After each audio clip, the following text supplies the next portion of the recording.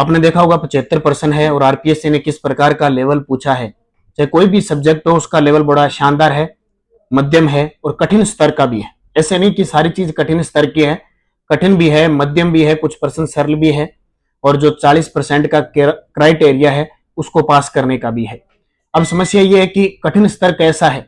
जैसे राजस्थान का कुछ हिस्ट्री के पार्ट हैं, कुछ मैथ के पार्ट हैं, जो करंट का पोर्शन आया है वो काफी बड़े स्तर का है। जैसे यूपीएससी में करंट पूछा जाता है, राजस्थान जो जीके पूछा जाता है उस लेवल का आया है। हालांकि स्कूल व्याख्याता के हिसाब से जिसने निरंतर तैयारी की है, लेकिन कुछ एक क्वेश्चन ऐसे अपवाद हैं जिनको छोड़ना भी जरूरी होता है।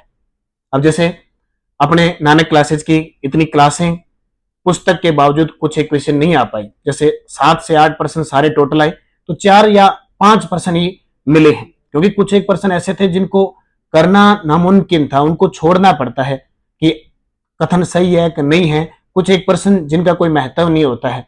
इसलिए आप ये सोच रहे होंगे कि सारे पर्सन एक ही पुस्तक से आ जाएं, एक ही वीडियो से आ जाए, ऐसा संभव नहीं है।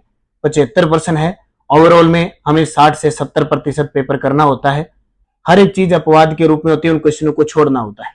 तो अब इस चीज को न देख के भी पर्सन आए कैसे, क्यों आए, क्यों नहीं आए, कहां से आए, ये छोड़कर आगे की जो परीक्षा है, जो आगे 3 पेपर और होने जा रहे हैं फर्स्ट पेपर के, उनके लिए हमें ये तरीका अपनाना है कि जो पर्सन बहुत ज्यादा लेंथी है और इन चीजों का पता नहीं, उनको क्वेश्चनों को छोड़ना पड़ेगा। क्योंकि इन पेपरों को देखा गया है कि जिसने 40% के अच्छे तरीके कवर करने की कोशिश किया ना, उसका अच्छा सिलेक्शन होगा, वो अपने सेकंड पेपर के अंदर अच्छे मार्क्स लाके और फर्स्ट ग्रेड अध्यापक बनेगा। इसलिए इन चीजों को छोड़कर लेवल क्या आ रहा है, हमें क्या पढ़ना है, क्या छोड़ना है और किस प्रकार के प्रश्नों को हल करना है, उस पर ध्यान रखकर हम आगे का तरीका अपनाना पड़ेगा। और निरंतरता रखनी है, एक एक पर्सन हमें छोड़ना भी नहीं है। और ऐसे पर्सन जो हमें नहीं आते उनको हमें 5वां ऑप्शन भी भरना है। 5वां ऑप्शन भरना मत छोड़ देना और अपने हिसाब से पेपर का लेवल स्तर देख के क्वेश्चनों को अटेंड करें। और जो भी करंट की क्लास है, करंट की पुस्तक है, उनका अध्ययन करते रहें, क्योंकि बूंद बूंद से घड़ा